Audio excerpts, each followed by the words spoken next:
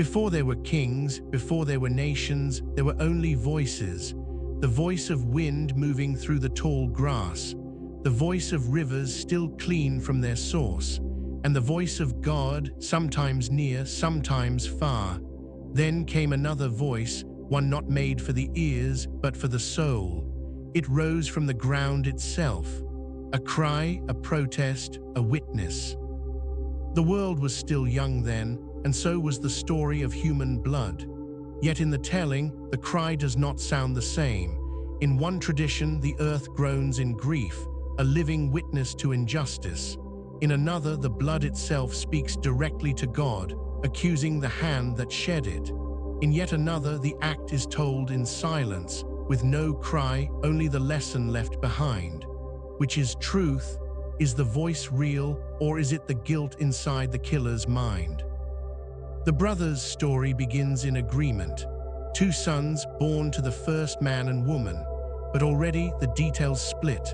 Were they born together as twins or far apart in years? Did one arrive with a calling to the land and the other to the flock, or were these choices made in time? In one account, the shepherd's path is honored. In another, the farmer's gift is tested. In some, both callings are good, but the hearts behind them are weighed and found unequal. Even before the murder, the contradictions grow. One telling says a fire from heaven consumed the chosen gift. Another says the acceptance came in silence, without sign or spectacle. One says God spoke words of warning to the rejected brother. Another leaves that warning unspoken. Were the brothers alone in that moment, or did others watch? And if they watched, what did they see? Divine justice, or the beginning of a terrible mistake? When the act itself comes, the ground becomes more than ground. In one faith, it opens like a mouth to receive the blood. In another, the soil drinks in the crimson silently, but the voice of God cannot be avoided. In another, a bird shows the killer what to do with his brother's body, teaching even the burial of the dead. Did this bird appear in history, or is it a parable meant to pierce the heart? Across the traditions, the story's heart changes shape. In one, the killer is cursed and driven to wander. In another, he is marked for protection, shielded from vengeance. In another, his repentance is accepted, but he must still bear the weight of his deed. These differences do not erase the murder, they sharpen the question. If one faith says the punishment was mercy, another says it was exile, and another says it was protection, can they all speak of the same God? Here is where the story leaves us, standing on the edge of the field, hearing the echoes from three directions. One tells us the cry is justice calling. Another tells us it is mercy speaking. Another says it is warning, meant for those yet to come. If the blood could speak again now, in our time, what would it say? And if it said the same words to all people, would we hear them the same way? This is where the story begins, not with answers, but with the soil still wet and the air still heavy. And in the silence that follows, one question remains. If the ground remembers every drop of blood, how much does it remember about the first one? The world was new but not innocent. The garden lay behind them now, a memory guarded by flaming swords. Adam and Eve walked under the open sky, feeling the weight of work for the first time. The soil no longer gave its fruit freely. Sweat and toil were now the price of bread. And in that changed world, the first cries of new life were heard. The first children born outside paradise. Two sons, brothers in blood, but destined to walk different paths. In some tellings, they were born together, twins sharing the same breath of time. In others, years separated them, each entering a slightly older, slightly harsher world. The first, Cain strong with the earth beneath his nails. The second, Abel gentle with the flock under his care. One learned the rhythm of plows and planting, the slow patience of grain rising. The other learned the language of animals, the sound of lambs calling in the night. Yet even here, before the story's shadow falls, the details begin to shift. In one tradition, Cain's farming was not merely a choice, but a divine allotment, the role given to the firstborn. In another, the division was personal preference, a sign of different hearts. Some say the land itself favored Abel's flocks over Cain's crops, setting the stage for an ancient rivalry between shepherd and farmer. Was this rivalry the seed, or merely the soil where the seed would take root? Their parents' story was already one of loss. Eden was closed to them forever. They had walked with God once, but now heard his voice from a distance. Perhaps the brothers grew up with different ideas of that voice. Some accounts say Abel's heart was open to it, while Cain was hardened. Others see no difference in character at all, only in the offerings they would one day bring. In the homes of these early days, there were no temples, no priests, no written law. Worship was simple, a gift given to God from the work of one's hands.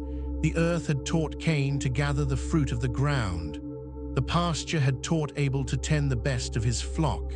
To honor the Creator, each would bring from his labor what was most fitting in his own eyes. But what is fitting to one man may not be fitting to God. In some traditions, this moment was pure devotion, each brother eager to please. In others, it was already heavy with pride and competition. Rabbinic stories speak of words exchanged, of claims made about land and inheritance, even of arguments about who would marry whom. The seeds of jealousy may have been planted long before the day of offering. The scene, as told across faiths, is at once humble and momentous. No gathered crowd, no music or grand ritual, just two men, two gifts, and the God who sees beyond the surface. One offering will be lifted up, the other will fall. But the reason why is a matter of great dispute. Was the difference in the heart or in the hands? Was one man's devotion deeper, or was one man's choice of gift the problem? This question has lingered for millennia, and the answer changes depending on which path you follow. In one account, the firstborn's gift was rejected because it lacked the finest portion, showing carelessness. In another, it was not the gift, but the man himself who was unacceptable in God's eyes. And in yet another, both gifts were good, but the lesson was in God's sovereign choice, a choice not explained to human minds. What both brothers could not have known that day was how swiftly the altar's smoke would turn into the field's dust. The story of worship was about to become the story of wrath. In the stillness of that moment before the decision, the world held its breath. And somewhere, unseen, the first shadow of violence was stretching toward them. If their birth was a symbol of hope after the fall, their offering would become a symbol of the world's first fracture between man and man. For in the space between a gift received and a gift refused, envy would find its first home. And from envy's home would come the first blood. What did they place upon the altar, and why did one gift rise while the other fell? The day of the offering came. The air was warm with the smell of tilled soil and the musk of sheep.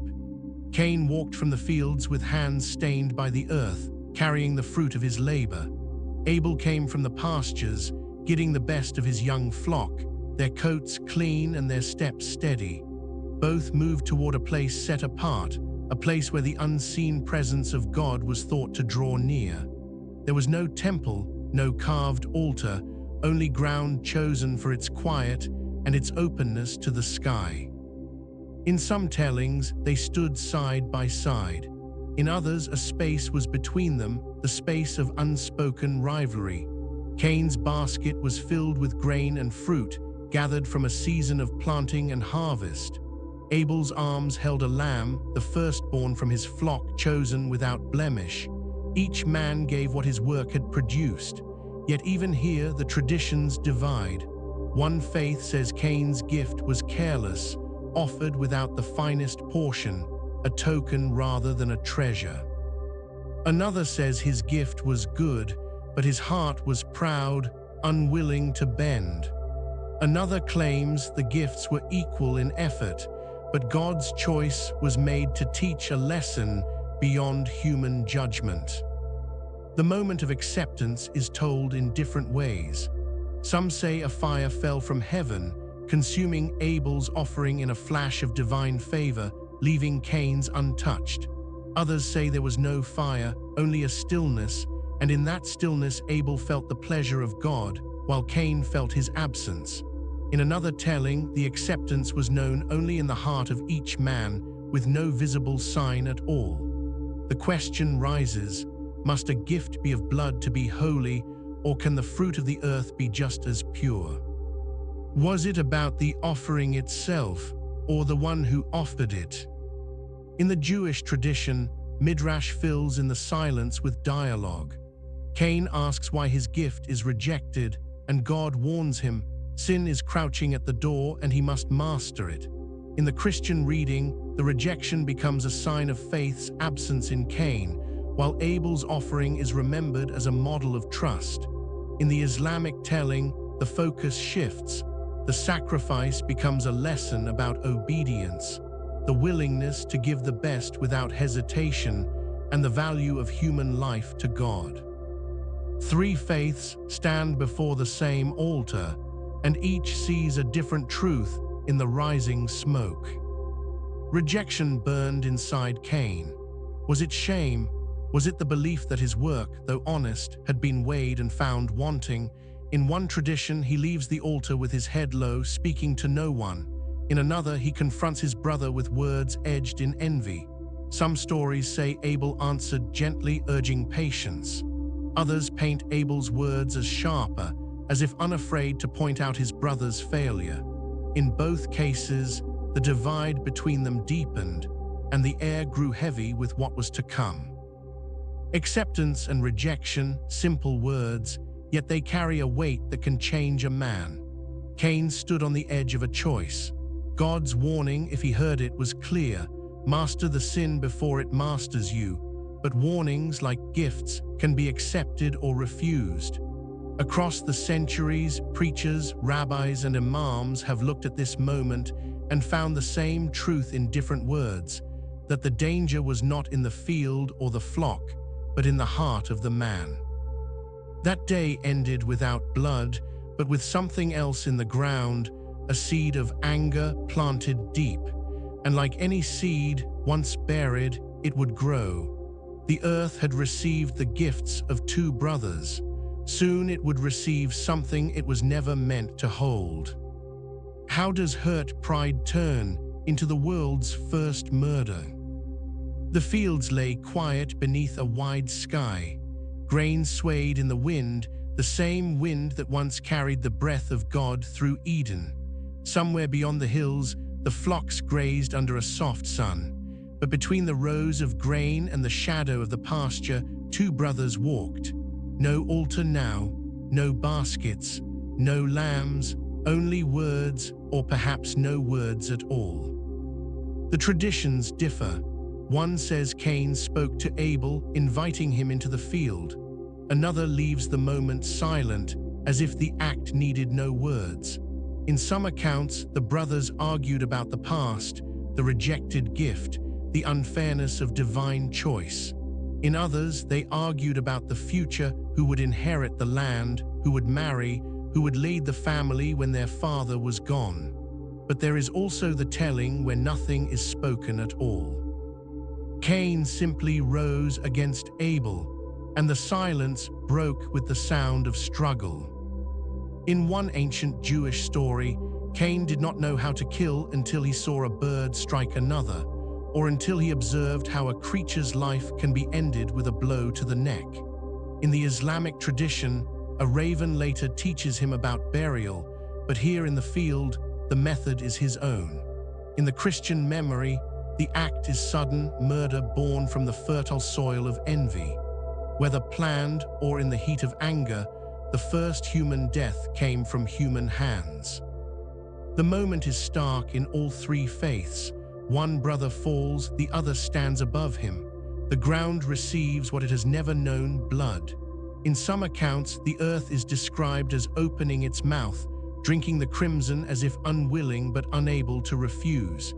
In another, the blood calls out directly to God, a voice that pierces heaven itself.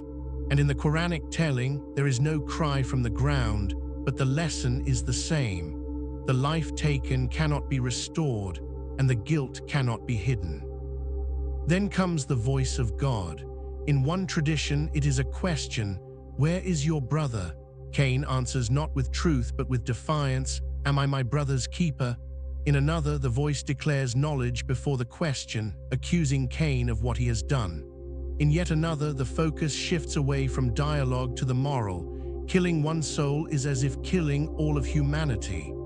The same act, but different lessons, different tones, accusation, lament, warning.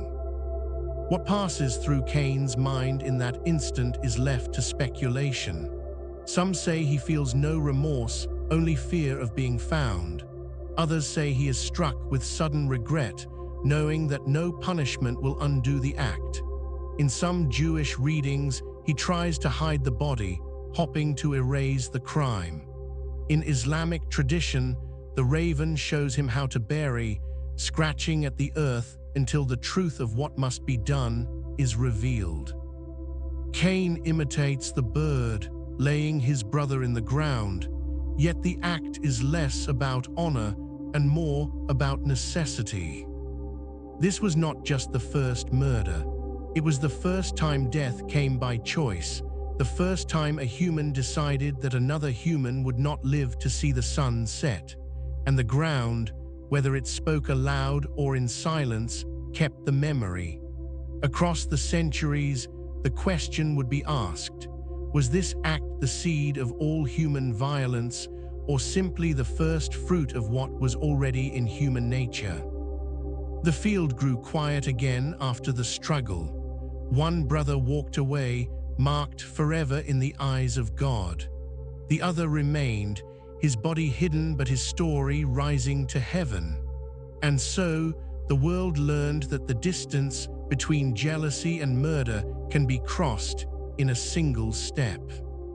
Was the punishment a curse, a mercy, or a mission? The deed was done. The field had drunk what it was never meant to drink.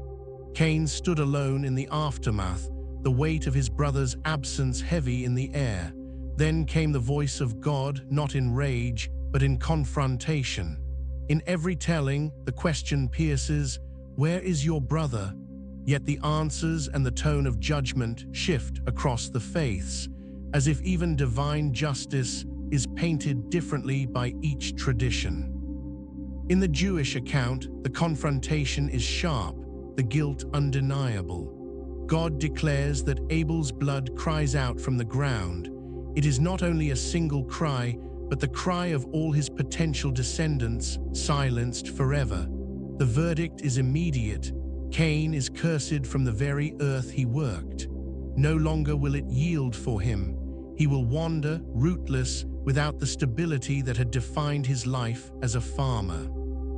The punishment is not death, but the loss of home and place, a sentence that strikes at the heart of a man of the soil.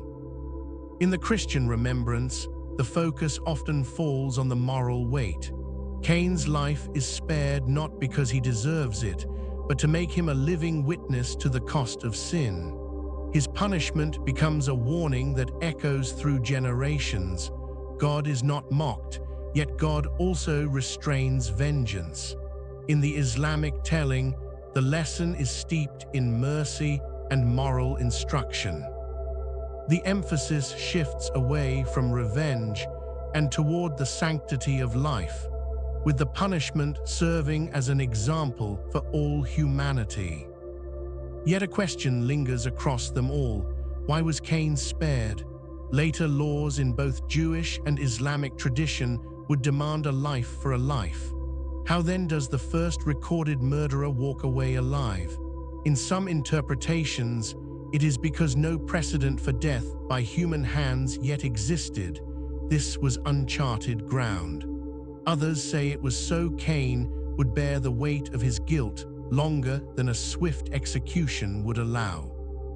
And in some Christian commentaries, Cain's survival serves as a foreshadowing of a greater mercy yet to come, one that would cover not just a murderer's guilt, but the guilt of all. Cain's own reaction varies in the tellings.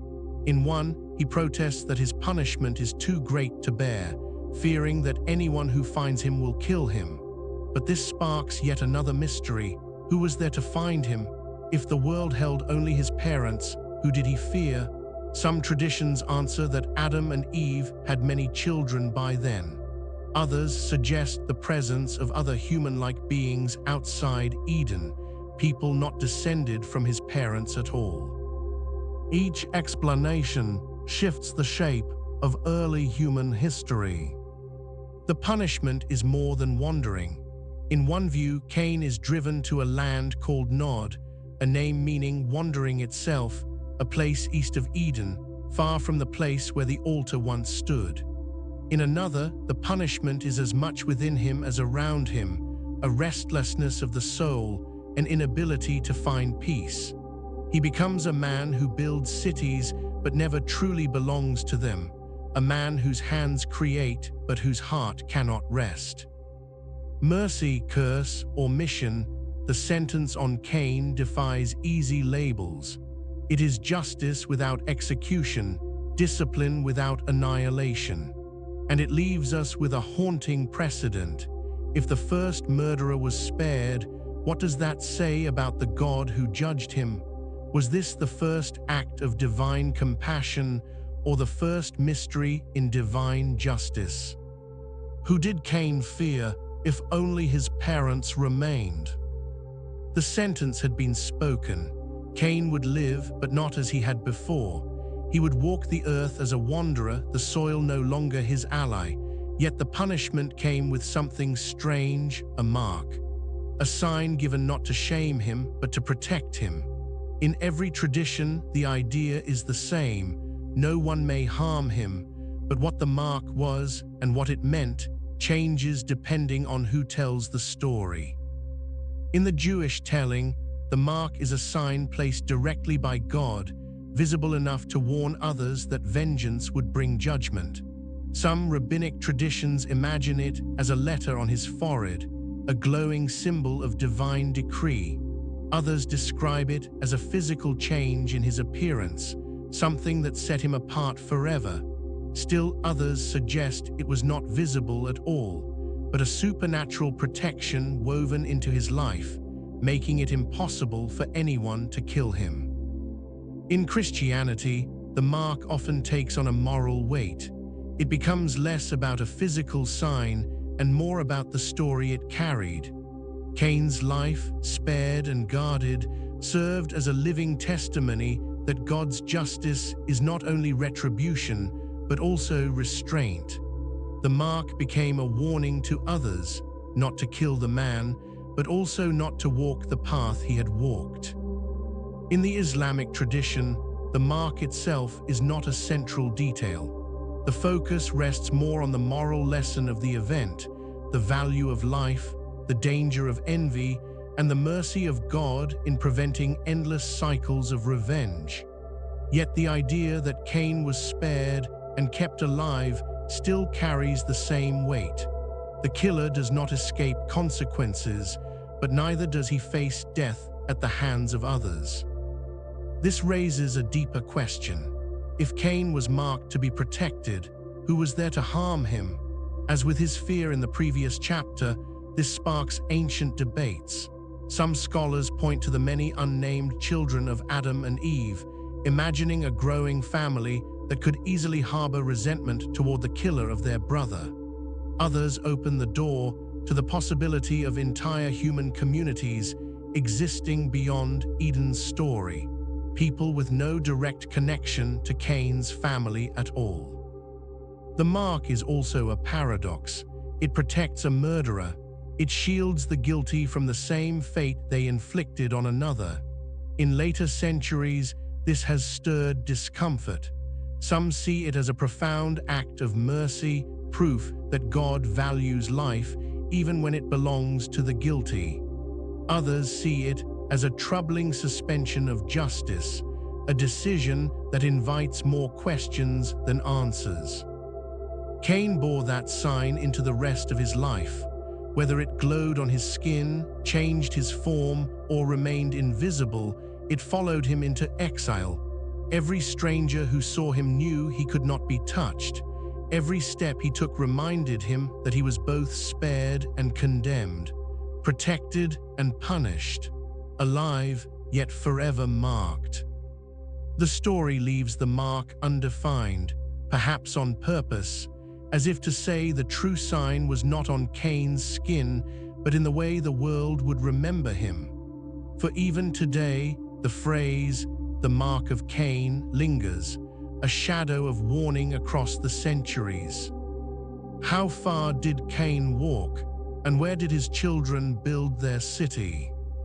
Cain walked east, away from the place where his brother's blood had cried from the ground. The land before him was wide, unknown, and empty, or perhaps not empty at all. In time, the story says, he took a wife. Her presence opens one of the oldest and most debated questions in sacred history. If Adam and Eve were the first humans, where did Cain's wife come from? In the Jewish tradition, one answer comes quickly. She was a sister, a daughter of Adam and Eve. The Torah is silent on her name, but rabbinic writings sometimes provide one, weaving her into the family tree as a necessity of the world's earliest generations.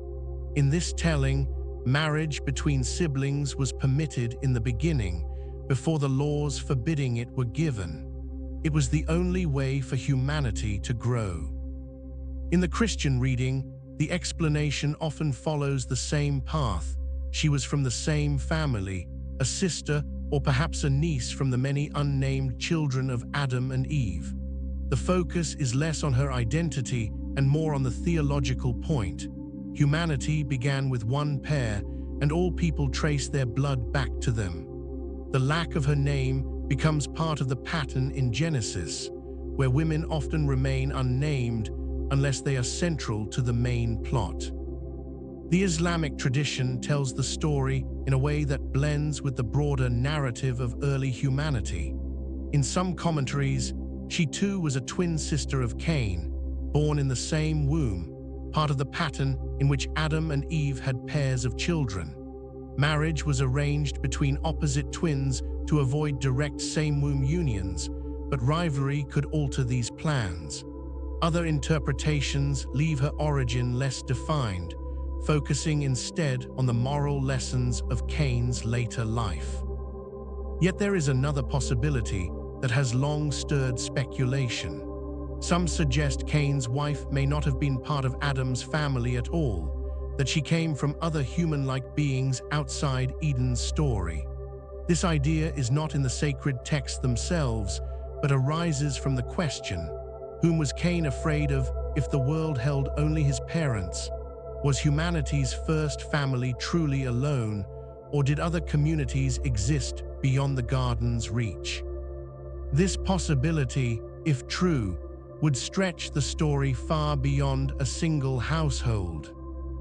Her role, however, is not in how she arrived in Cain's life, but in what came after. Together they would have children, building a line that would carry the mark of Cain into future generations. Her presence makes Cain's exile less solitary, turning him from a wandering fugitive into the founder of a household. And in the flow of the story, it is through her that Cain's next act becomes possible, the building of the first recorded city. Whether she was a sister, a stranger, or a mystery, Cain's wife stands at a turning point in human history. The story shifts from a single family's tragedy to the beginnings of civilization. But the shadow of the murder never leaves it. For every stone laid in the new city is laid by the hands of a man marked by the first blood. Did Cain's line continue under blessing or under curse? Cain's wandering ended not in endless roads but in a settlement. The story says he built a city, a strange act for a man condemned to roam. Some see it as defiance, the wanderer refusing to wander.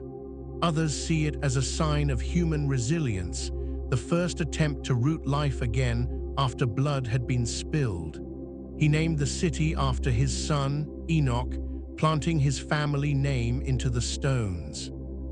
From this city came a line of descendants, and with them the first sparks of human culture. In the Jewish telling, Cain's lineage brought forth shepherds skilled in raising livestock, musicians who shaped sound into art, and metalworkers who forged tools and weapons. These were the builders of civilization, yet they carried the blood of the first murderer in their veins. Some midrashim portray this as a warning. Human progress may advance alongside human corruption.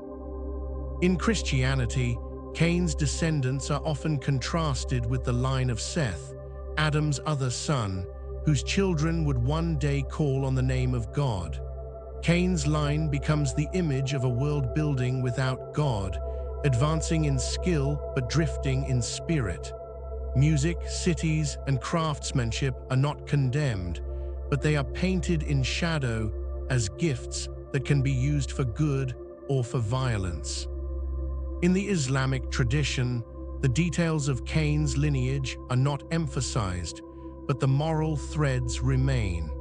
The focus shifts toward the idea that civilization can emerge even from those who began in sin, and that knowledge itself is not evil. It is the heart that wields it that determines its end.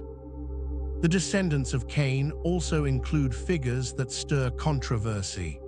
Lamech, a later descendant, is remembered for his violent song. He boasts of killing a man and claims that if Cain was protected sevenfold, he would be protected 77-fold. This echoes the arrogance of a family line that had seen God's mark not as a warning, but as a shield. It suggests that mercy given to the guilty can be twisted into license by those who follow. Yet within this line came art, craft, and urban life. Civilization itself was born in the shadow of exile. The first city was raised by a man cursed to wander. Music was played by the heirs of a murderer. Tools were shaped in the hands of those descended from the first act of violence. The story does not let us decide easily whether these are signs of blessing or curse. It forces us to see that human achievement and human sin often grow side by side, sharing the same soil. This duality runs through history. The same hands that can plant can also strike. The same mind that can invent can also destroy. Cain's line is a mirror for all of humanity, a lineage capable of both beauty and blood.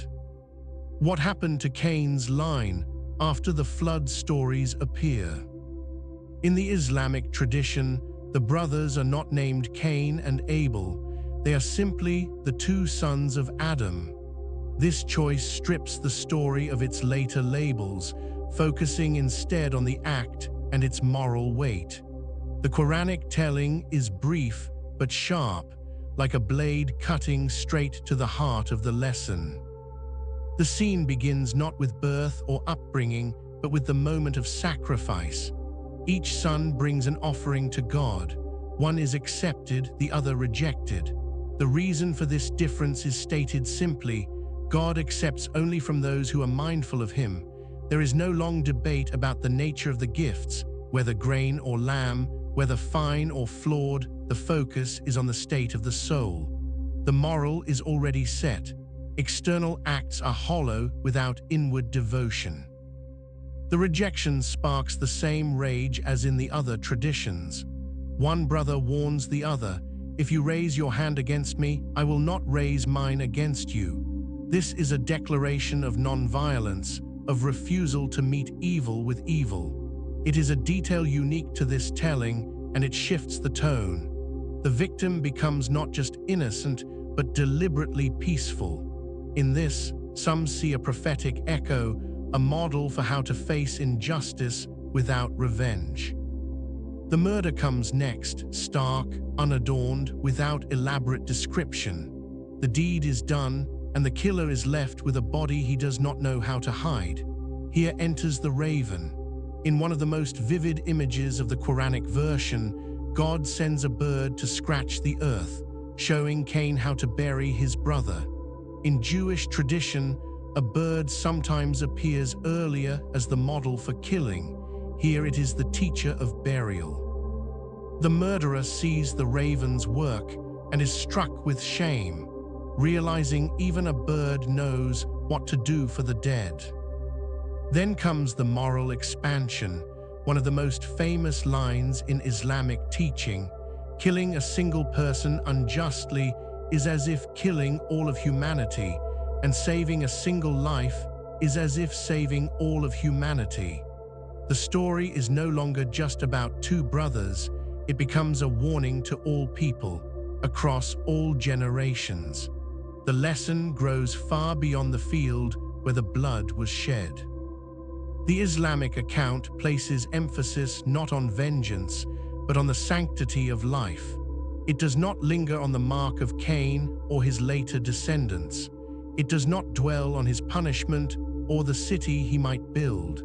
Instead, it freezes the story at the moment of moral realization, the moment when murder is seen as the destruction of the entire human family. This telling reframes the brothers' tragedy as a universal parable. It is not merely the first murder, it is the definition of murder's meaning. And in its brevity, it leaves no space for the killer to be excused or for the act to be softened. The two sons of Adam stand for all who will ever live, and their story becomes the moral foundation for the value of life itself. Does the Jewish tradition echo this moral or take another path? In the Jewish tradition, the story of Cain and Abel begins in the Torah with striking simplicity. Two brothers, two offerings, one accepted, one rejected, and the first murder. But around this core, centuries of rabbinic commentary, midrash, and debate have woven a tapestry of detail, motive, and moral tension. The written text leaves much unsaid, and the oral tradition rushes in to fill the silences.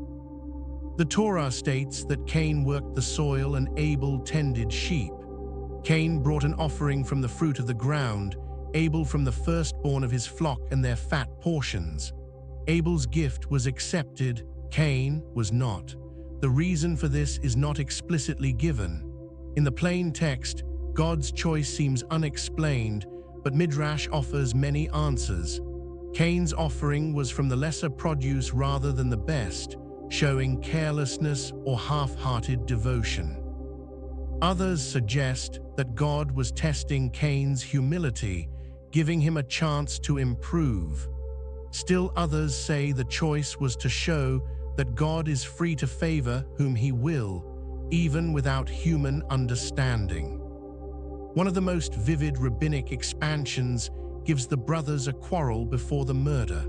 Some versions say they argued over the division of the world, Cain claiming the land and Abel the movable goods, a dispute that led them into the field.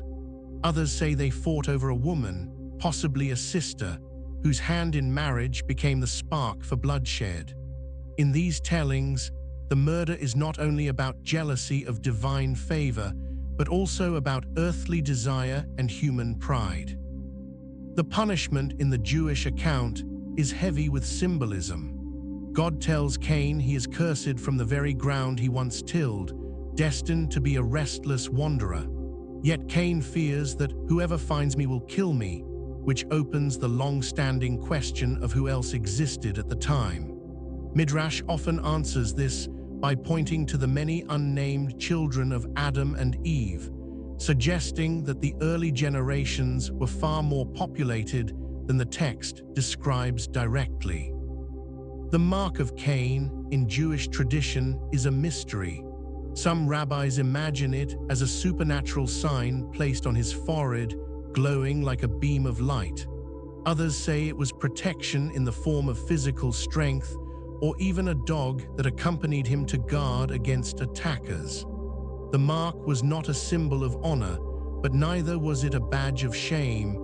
It was purely a deterrent, ensuring that Cain would live out his sentence. One striking element in Jewish thought is the idea that Abel's blood cried out in the plural, the voice of your brother's bloods. This is interpreted to mean that God heard the cry of Abel and all the generations that would have come from him, a cry for justice not only for one life, but for an entire lost future. This amplifies the gravity of the act beyond a single death, framing it as the destruction of an entire lineage before it could be born. In Jewish tradition, the story of Cain and Abel is not a closed case. It is a source of ongoing moral and theological wrestling. Why did God accept one and not the other? Was Cain beyond redemption, or could he have repented fully? Is his survival a mercy, a curse, or both? Each generation of interpreters has asked these questions anew, finding in the first murder a mirror for the human heart. What about the Christian reading? Is it literal history or moral parable? In the Christian tradition, the story of Cain and Abel is more than an account of the first murder. It becomes a foundational parable about faith, sin, and redemption. The basic events remain the same: two brothers, two offerings, one accepted, one rejected, jealousy turning into violence, and the voice of God confronting the killer. But in Christian thought, this narrative is drawn into the larger arc of salvation history. The New Testament remembers Abel as a model of righteous faith. His offering is seen not merely as an act of giving, but as a testimony of trust in God. In the book of Hebrews, Abel is said to have offered a more acceptable sacrifice because of his faith, and though dead, he still speaks. In this view, the reason God accepted Abel's gift was not about the type of offering, but about the heart and belief behind it. Cain's rejection, then, becomes a warning that outward worship without inner faith is hollow. The blood of Abel takes on symbolic weight in Christian writings. In one striking comparison, it is set alongside another's blood, the blood of Christ. Abel's blood is said to cry out for justice, demanding vengeance against the guilty, while the blood of Christ is said to speak a better word, calling for mercy and forgiveness. The two voices represent two ways of answering sin, one through punishment, the other through grace. In Christian interpretation, Cain becomes the archetype of the unrepentant sinner, a man who resents correction, rejects accountability, and turns away from God. The warning God gives him before the murder, that sin is crouching at the door, is seen as a universal truth. Sin is always near, waiting for the moment of weakness, and must be mastered. Cain's failure to heed this warning is not just his personal downfall, but a mirror for all humanity. Some Christian thinkers also see in Cain's exile a sign of God's mercy. Though guilty of murder, he is not executed. The mark placed on him ensures his life is spared. This is read as evidence that God desires repentance more than destruction. Yet his life apart from God's presence, wandering in the land of Nod, is also a picture of the spiritual exile that sin brings, living, but separated from the source of life. The early church fathers often used Cain and Abel as a metaphor for two kinds of people in the world: those who worship in spirit and truth, and those who perform the outward act without the inward reality. The two brothers become a symbol of the conflict between the people of God and those who oppose them, a theme that runs through Christian readings of Scripture. In Christianity, the story is both history and moral parable. It speaks of the danger of envy, the need for sincere faith, and the truth that sin can destroy not only the victim, but also the soul of the one who commits it. And through Abel's blood, the Christian story points forward to another death, one that, unlike Abel's, was meant to redeem rather than condemn. Do archaeological traces tell the same story? The story of Cain and Abel sits at the dawn of human history, a place where archaeology struggles to see clearly. It speaks of the first family, the first fields, the first city, and the first murder. But when we search the soil for proof, we find no bones with names, no altars with inscriptions. The field where Abel fell is unmarked, if it ever had a mark at all. And yet, archaeologists have long been drawn to the world in which this story might have unfolded. In the Jewish, Christian, and Islamic traditions, the brothers lived in a time not far removed from Eden. The earth was still young, yet already divided into the work of farming and herding. Archaeology shows that such a division did exist in the ancient Near East. As early as 10,000 years ago, human communities had settled into two distinct ways of life, some sowing grain in river valleys, others tending animals on the surrounding hills. These two lifestyles sometimes worked together and sometimes clashed. Could the first murder be a reflection of that real tension, remembered and told through sacred story? The earliest cities, like those described in Cain's later life, began to appear in Mesopotamia. Sites such as Jericho and Çatalhöyük show that humans were capable of building dense, organized settlements thousands of years before written history. In the biblical account, Cain builds a city for his son, an act that mirrors the rise of human civilization in these archaeological layers. Yet the artifacts speak of people, not names. The link between these remains and Cain himself is impossible to prove.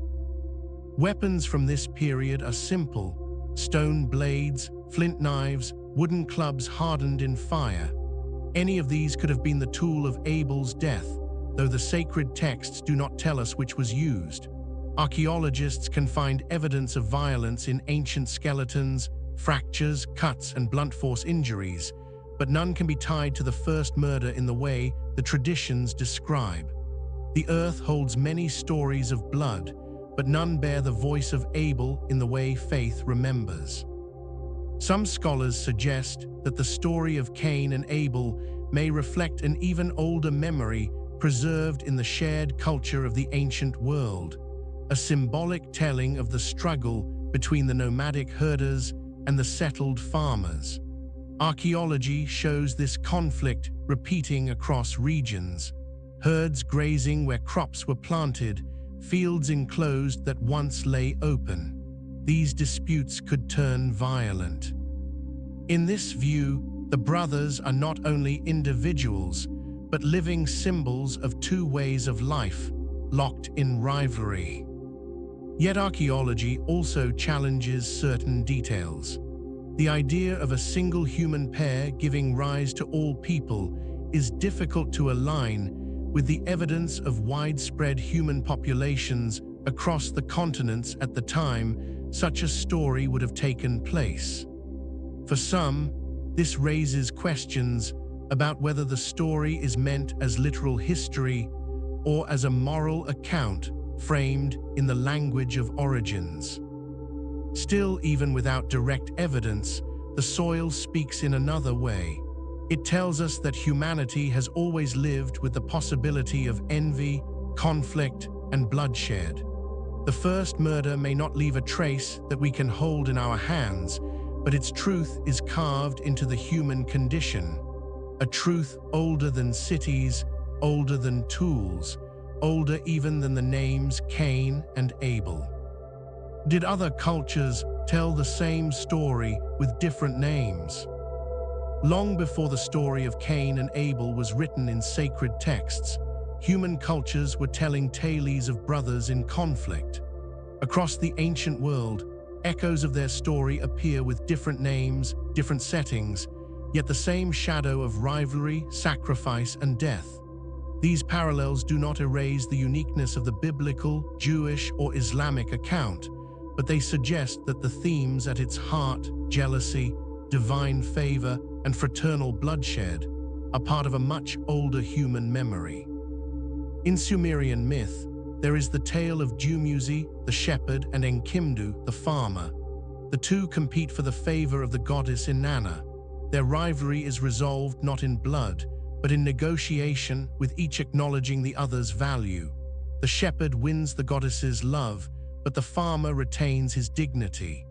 This peaceful ending stands in contrast to Cain and Abel's violent conclusion, yet the roles, shepherd and farmer, mirror the same symbolic division.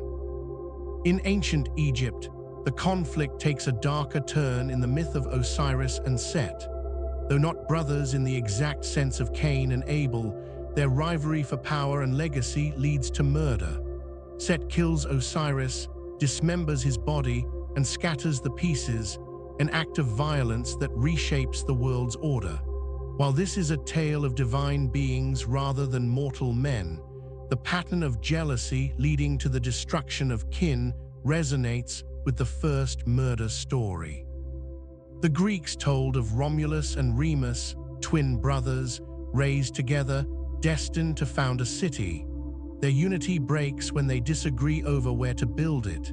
In a moment of rage, Romulus kills Remus and names the new city Rome. This is perhaps the closest parallel to Cain building a city after killing his brother, the foundation of human civilization stained with family blood. Even in Native American legends, in African oral traditions, and in Pacific Islander myths, one finds stories of sibling conflict over divine approval, inheritance, or the favor of a leader or spirit. Sometimes the struggle is over hunting grounds, sometimes over who will be the storyteller or shaman, but the pattern repeats: two who share blood, one rising over the other in triumph or tragedy. The existence of these parallels raises questions for scholars and believers alike. Did these cultures borrow from a single ancient source, a story told and retold until it took on different forms in different lands? Or is the conflict between brothers such a universal human experience that it emerged independently in many places? Those who hold the sacred texts as literal history might say the echoes in other cultures are distortions of the true event. Others might argue that the similarities suggest a shared symbolic language about humanity's earliest struggles. The farmer and the shepherd, the city builder and the wanderer, the killer and the victim, these archetypes are older than any surviving text. Whether the names are Cain and Abel, Romulus and Remus, or Dumuzi and Enkidu, the pattern is the same: rivalry over divine or worldly favor, the clash of different ways of life, and the lesson that the earth remembers blood. Could this murder have been a prophecy for future brotherly conflicts? The story of Cain and Abel does not end with its first telling. It echoes forward into later scriptures, reshaped to meet the needs of new audiences and new generations. In Jewish writings beyond the Torah, in Christian New Testament passages, and in later Islamic commentaries, the brothers' conflict becomes a symbol, a warning, and sometimes a shadow cast over other stories. In later Jewish literature, the image of Cain and Abel is drawn upon to explain the roots of human violence. Abel is remembered as the first martyr, his blood a testimony before heaven. Some rabbinic texts use their story as a framework for understanding the laws of justice, that murder is not simply a crime against another human, but against God himself. Cain's defiance, when he asks, "Am I my brother's keeper?" is held up as the opposite of the Torah's command to love one's neighbor. The story becomes not just a past event, but a moral mirror for Israel's life as a community. In Christianity, the New Testament recalls Abel in several places. Jesus refers to the blood of righteous Abel as a measure of the world's guilt, linking it to the rejection of prophets through the ages. The letter to the Hebrews contrasts Abel's blood, which calls for justice, with Christ's blood, which calls for mercy. In the first epistle of John, Cain is described as belonging to the evil one, and believers are warned not to be like him, consumed by jealousy, leading to hatred and murder. These references make Cain and Abel into a pattern. The faithful who offer true worship will face hostility from those who do not. In Islamic tafsir, the account of the two sons of Adam continues to serve as a universal parable. Later commentators use it to discuss the moral responsibility of every individual to avoid oppression and violence. The brother who refuses to fight back, even when threatened, becomes an example of moral restraint. In some interpretations, the story is applied to political leadership, with the warning that leaders who shed innocent blood stand in the line of Cain, regardless of their power or position. Beyond the three faiths, later sacred writings from other traditions sometimes draw indirect comparisons. In apocryphal works, the theme of the murderous brother reappears to warn against rivalry within the community of the faithful. Even mystical and esoteric writings find meaning in the contrast between the brothers. Cain as the embodiment of earthly, self-centered will, Abel as the soul-seeking union with the divine. In all these later references, the brothers are rarely treated as distant historical figures. They are brought forward into the present, their story retold as if it is happening again in every generation. The field where Abel fell becomes the workplace where jealousy brews, the political arena where rivals clash, the quiet room where resentment grows. Cain's question, "Am I my brother's keeper?" is never fully answered because the answer is expected to be lived, not spoken. How has art shaped the way we see the brothers? Long after the last word of Scripture was written, the story of Cain and Abel continued to breathe through art. Painters, sculptors, poets, and filmmakers have each taken the same ancient event and given it new colors, new angles, and new emotions. Across centuries, art has not merely illustrated the first murder, it has shaped how people imagine it. In medieval Christian paintings, Abel is often shown as the innocent shepherd, his lamb held close, his face turned toward heaven. Cain is depicted with dark, heavy brows, his body bent forward in aggression. These images fix the roles in the viewer's mind, one pure, one corrupt. The sacrifice scene is usually lit so that Abel's altar glows with divine fire, while Cain's sits in shadow. Even without words, the message is clear. God's favor is visible, almost theatrical.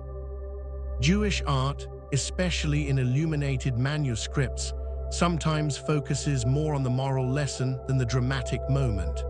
The two brothers are shown side by side, often with the Hebrew text framing their offerings. The emphasis is on the act of giving, as if to invite the viewer to consider their own offerings to God. The murder scene, when it appears, is stark and sudden, often placed in a small frame so that its brutality does not overwhelm the moral reflection. In Islamic tradition, where figural depictions of prophets and sacred figures are often avoided, the story appears more in calligraphy, geometric design, and miniature illustrations from Persian manuscripts. The two sons of Adam may be represented symbolically: two altars, two sets of offerings, a raven in the background. The absence of direct human depiction shifts the focus from the personalities to the moral symbols. The Renaissance brought a wave of dramatic interpretations. Artists like Titian and Rubens painted the murder with muscular figures locked in struggle, Cain's face twisted in rage, Abel's body collapsing to the ground. These works emphasize the physicality of the act, making it almost mythic in scale. They draw from classical forms, merging biblical history with the visual language of Greek and Roman hero tales. Except here, the hero dies. Modern art takes a different approach. In sculpture and abstract painting, the brothers are sometimes reduced to shapes and colors, sharp angles for conflict, deep reds for blood, stark black and white for moral contrast. In literature, Cain becomes a complex figure, not only the villain, but a man haunted by regret, misunderstood by history. Some novelists and playwrights retell the story in contemporary settings, with the field becoming a city street, a corporate office, or a political arena. Film and television have also borrowed heavily from the brothers' archetype.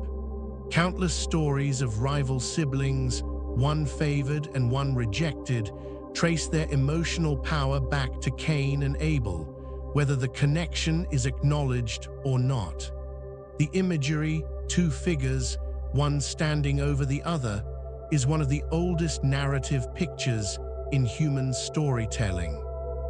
Through all these artistic forms, the way we see Cain and Abel has been shaped as much by paint and pen as by scripture itself. Every artist chooses which moment to freeze: the calm before the sacrifice, the fire of acceptance, the blow in the field, or the lonely exile.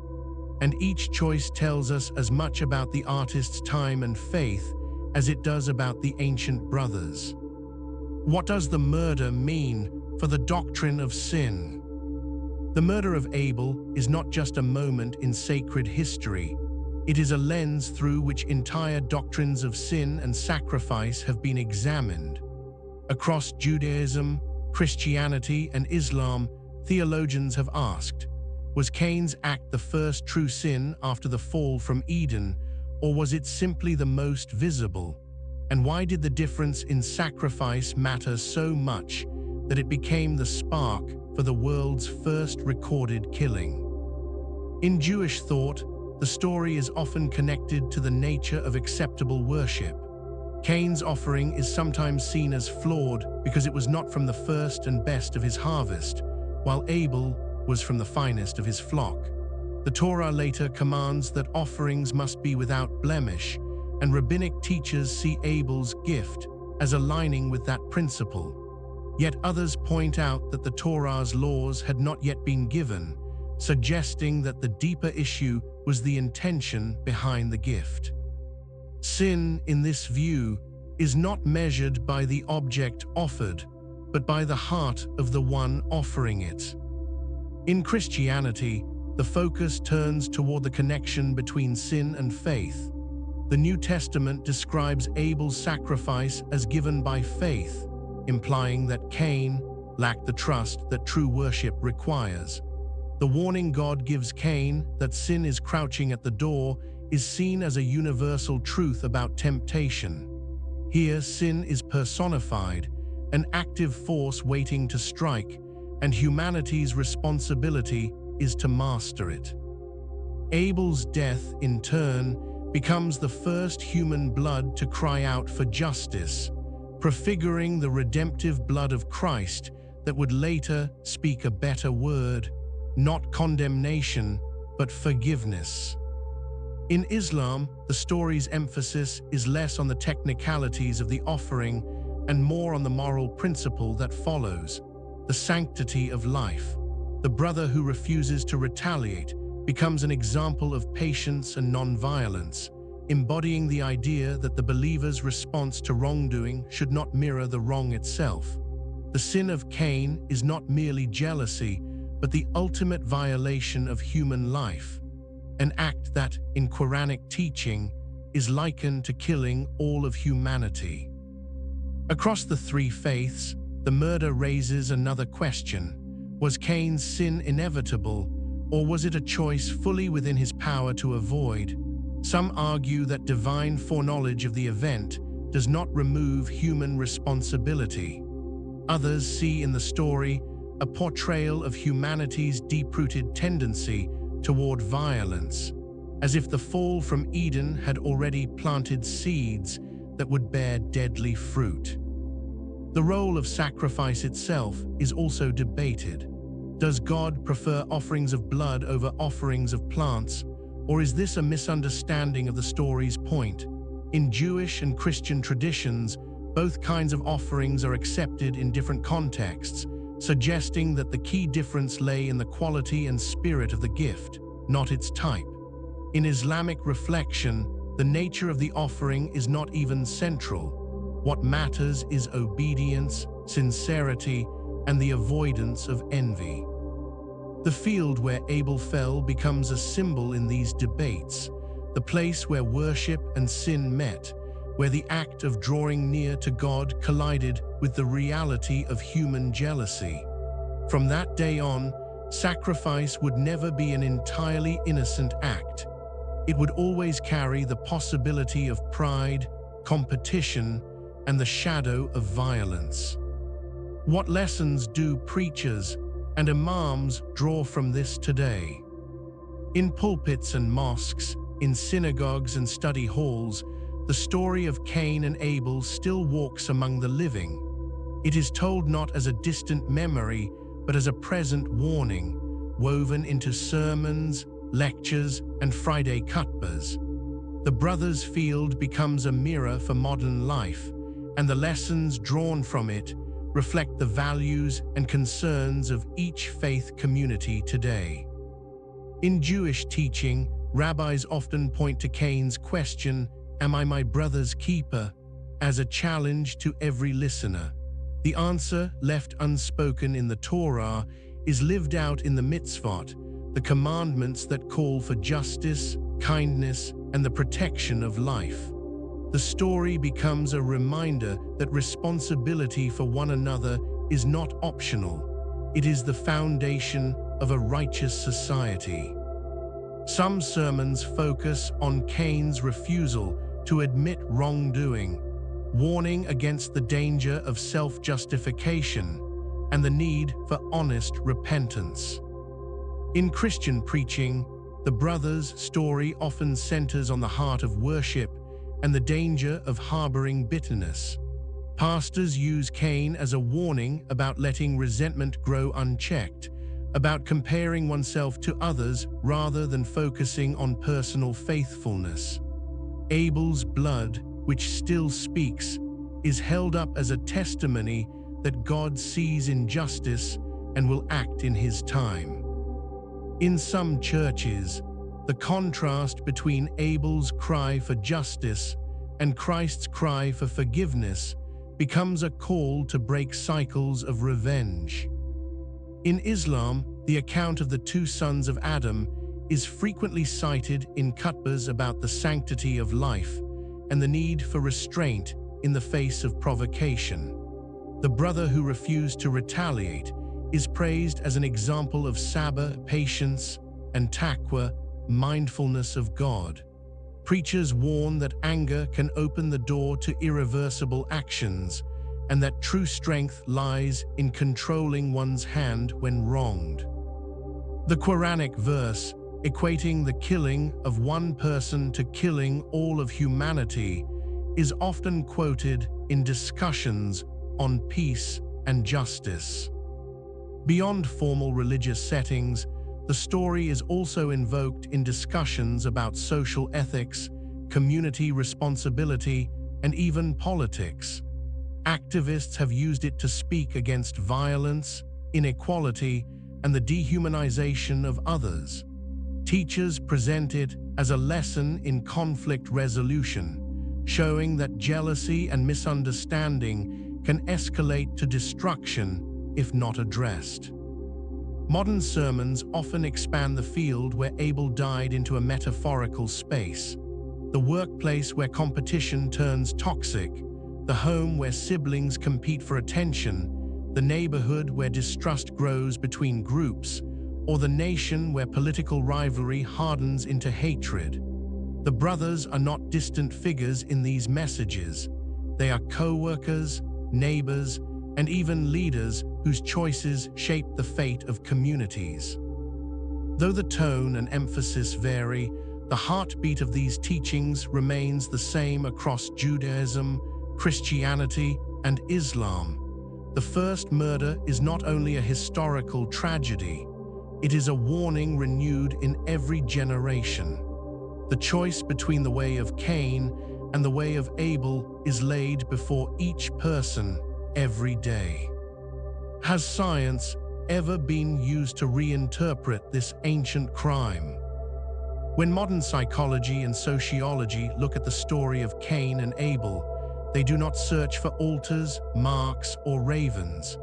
They search for patterns in human behavior, in relationships, in the way societies form and fracture. In this view, the first murder is not only a theological event, but also a window into the human mind and the dynamics of early communities. Psychologists often read Cain and Abel as the archetype of sibling rivalry. Cain, the firstborn, holds the natural expectation of favor and leadership. Abel, the younger, upsets this expectation by receiving divine acceptance. The rejection of Cain's offering can be seen as the classic moment when a favored position is lost, triggering feelings of humiliation and resentment. Modern research into sibling dynamics shows how quickly such emotions can turn into deep-seated hostility if not addressed. In this framework, the murder is a tragic escalation of a common human conflict. From a psychoanalytic perspective, Cain's refusal to take responsibility, answering God with "Am I my brother's keeper?" is a defense mechanism, an attempt to shift attention away from guilt toward defiance. His inability to master the sin crouching at the door is seen as a failure of impulse control, a breakdown of the inner restraints that keep destructive urges in check. Sociologists approach the story from a broader angle, seeing the brothers as representatives of two economic systems, the settled agriculturalist and the nomadic pastoralist. Archaeology and anthropology confirm that these two ways of life often existed side by side in early human history, sometimes peacefully, sometimes in conflict. Farmers required stable land, herders required open grazing. Disputes over territory and resources could easily turn violent. In this view, Cain and Abel's personal quarrel becomes a symbolic retelling of these ancient societal tensions. The story also speaks to issues of social inequality and perceived injustice. Cain's reaction to his offering's rejection mirrors the human tendency to respond to perceived favoritism with resentment rather than self-improvement. Modern studies of workplace dynamics, educational settings, and community politics show similar patterns. When one individual or group is publicly favored over another, the result can be hostility, sabotage, or even open conflict. From a criminological perspective, Cain's act could be classified as the first recorded case of premeditated murder, though some readings suggest it was more impulsive.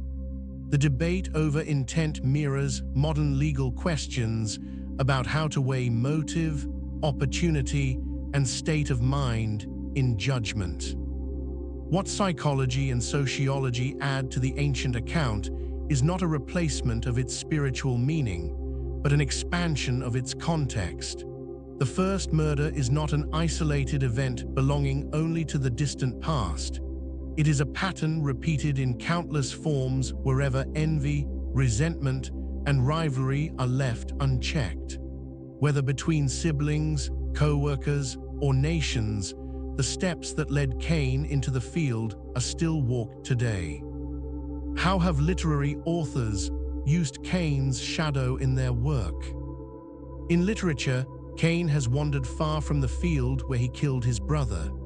Over centuries, poets, playwrights, and novelists have reshaped him, sometimes as a cold-blooded villain, sometimes as a tragic figure, and sometimes as a man far more complicated than the brief scriptural account allows. Abel, too, has been reimagined, though often as a shadow against which Cain's character is defined. In medieval Christian poetry, Cain was painted in stark moral tones, the embodiment of envy and rebellion, the first to turn his back on God's justice. Abel was pure and almost angelic, the first martyr of righteousness. These works left little room for sympathy toward the murderer, focusing instead on warning the reader against following his path. The Romantic poets of the 18th and 19th centuries began to see Cain differently. Lord Byron's dramatic poem, Cain, presents him as a man burdened by questions about mortality, about God's justice, about the purpose of life. In Byron's telling, Cain is not simply jealous. He is a thinker troubled by the suffering and death introduced after Eden. His defiance becomes as much philosophical as personal. In such works, Cain is less a monster and more a rebel against a world he finds unjust. Modern literature often pushes this complexity further. Some novels imagine Cain as misunderstood, his crime the result of manipulation, misunderstanding, or even divine unfairness. Others turn Abel into an almost passive figure, raising questions about whether perfect innocence can provoke its own kind of tension. In certain retellings, the murder is reframed as symbolic rather than literal, a way of speaking about the death of harmony between brothers, communities, or nations. Abel's character is sometimes expanded in modern fiction. He is given dialogue, doubts, and even flaws, breaking the image of the perfectly pure victim. This makes the conflict more human and less like a simple morality play. In these works, the tragedy lies not only in the murder, but in the lost possibility of reconciliation between two complex men. Cain has also become a symbol beyond religion. In political literature, he can represent oppressive regimes, corrupt leaders, or even entire nations that betray their kin in pursuit of power. Abel, in turn, represents the innocent, the powerless, the voice silenced before it can grow. The mark of Cain has been reimagined as the stigma of guilt, the psychological scar carried by those who have committed irredeemable acts. Through literature, the story becomes endlessly adaptable. Authors can shift the emphasis from divine judgment to human emotion, from the cosmic to the personal. In doing so, they keep the brothers alive in the collective imagination, not as distant figures locked in ancient time, but as characters walking beside us, capable of wearing the faces of people we know. Could the story be a coded history of early humanity? Some readers see Cain and Abel not as two literal men in a field, but as a symbolic story, a coded history of humanity's earliest struggles. In this view, the brothers stand for forces, nations, or spiritual states, and their conflict becomes a parable that speaks across time. One common allegorical reading sees Cain as the settled farmer and Abel as the nomadic herder, representing two economic systems that came into conflict in the ancient world. Archaeology supports the reality of this tension. As agriculture spread, it competed with herding for land and resources. The murder then becomes a metaphor for the triumph, or the violent dominance, of one way of life over another. Another interpretation frames the brothers as symbols of inner human nature. Abel represents obedience, humility, and alignment with God's will. Cain represents pride, self-reliance without submission, and the resistance to correction. In this reading, the field where the murder takes place is not a physical location, but the human heart, where these traits wrestle for mastery. The killing of Abel is the victory of selfishness over righteousness. In some Christian allegories, Cain is seen as the worldly man, concerned only with earthly gain, while Abel is the spiritual man, whose life is centered on God. This interpretation draws on the later New Testament contrasts between flesh and spirit, death and life. The two brothers thus become universal figures found in every community, those who live for themselves and those who live for something higher. Islamic commentary, while generally treating the event as historical, sometimes uses the brothers as a moral allegory. The killer becomes the archetype of oppression and injustice, while the slain brother embodies patience and moral steadfastness. In this way, the story is applied to political and social situations, where Cain and Abel are roles people play rather than names in ancient history. There are also broader symbolic readings. Some see Cain and Abel as representing two sides of humanity's relationship with God: the desire to control and define one's own terms of worship versus the willingness to offer what God asks. Others see them as the first expression of a cycle that will repeat throughout Scripture, the younger being favored over the elder, the unexpected chosen over the expected heir. The allegorical approach does not erase the weight of the story. If anything, it widens it. If Cain and Abel are symbols, then their struggle is not bound to the ancient past. It plays out wherever human beings compete for recognition, power, or blessing, whether between individuals, families, tribes, or nations. After all these interpretations, one question remains. Even if the brothers are symbols, does that mean the murder never happened?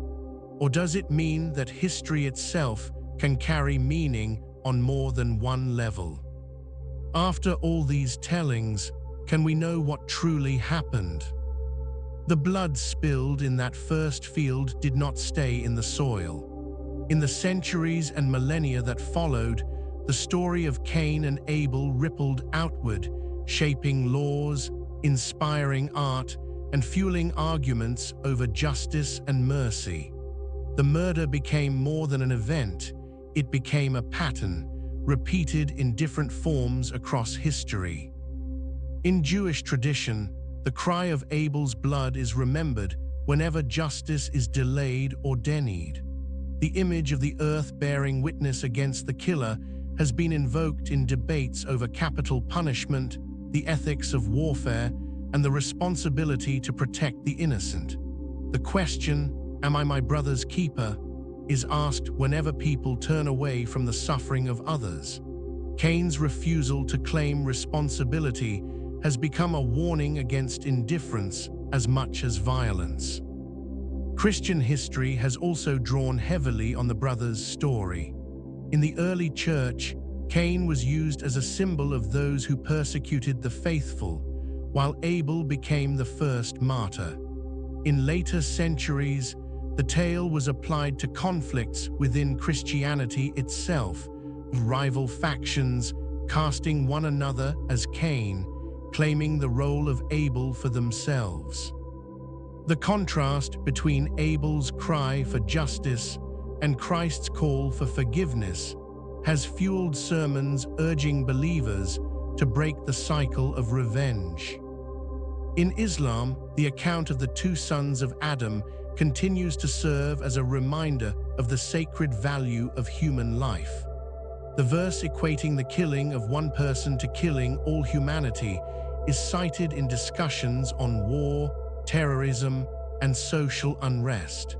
The story has been invoked to argue for restraint, reconciliation, and the moral duty to preserve life even when wronged. Outside of religious contexts, Cain and Abel's names have been attached to historical rivalries, from political struggles to civil wars. Leaders have accused their opponents of wearing the mark of Cain, and nations have compared their internal conflicts to brothers turning against each other. The archetype is so deeply embedded in human storytelling that even secular history books occasionally borrow its imagery. The ripple is not only in rhetoric, but in the way societies define justice. The sparing of Cain's life has influenced debates on punishment, whether justice must always mean taking life for life, or whether mercy has a place even for the guilty.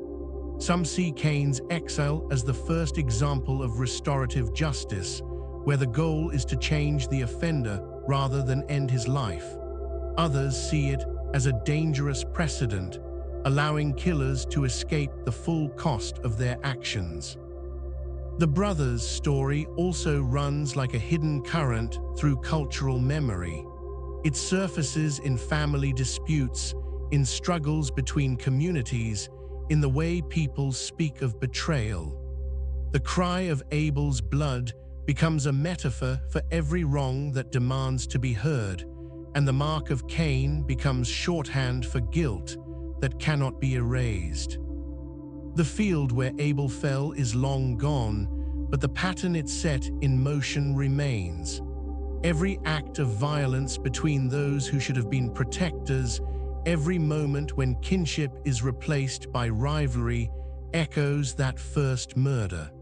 And the question it leaves is not just about the past, but about every choice still to come.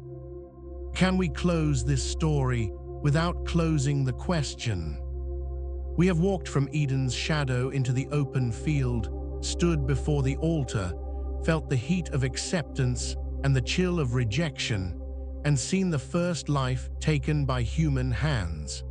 We have followed Cain into exile, traced his line through cities and crafts, and listened to the story as told in the voices of Judaism, Christianity, and Islam. We have searched the soil for traces, compared it with myths from other lands, watched it through the eyes of art and literature, and weighed it in the balance of theology, psychology, and history. And yet, with all the telling, the core of the mystery remains. The cry of Abel's blood is still heard, though no one can say exactly what it speaks.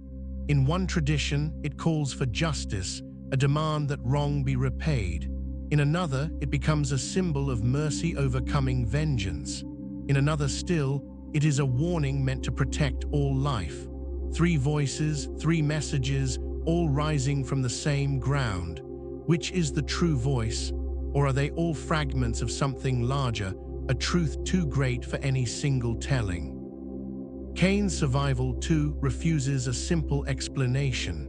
Was it compassion from a God who values even the life of the guilty? Was it a curse designed to keep him restless?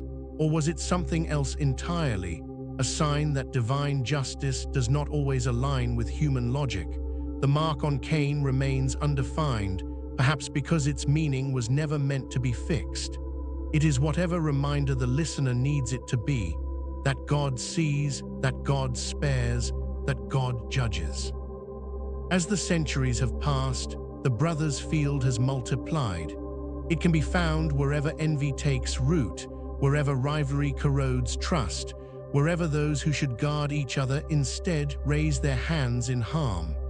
The story refuses to grow old because the human heart has not changed. The same steps Cain took are still taken today, the warning heard, the choice made, the deed done, the blood spilled. And so the cry continues. It is in the voices of victims whose names we do not know, in the grief of those left behind, in the quiet of the earth itself. Whether we hear it as accusation, as plea, or as caution, it will not be silenced. It is older than nations, older than cities, older than law. Perhaps the reason the story will not close is because it was never meant to. The questions it raises are the same questions we face now. What makes an offering acceptable? How should justice be measured? Can mercy live alongside truth? And are we, all of us, still our brother's keeper? The cry is still heard. It waits for an answer.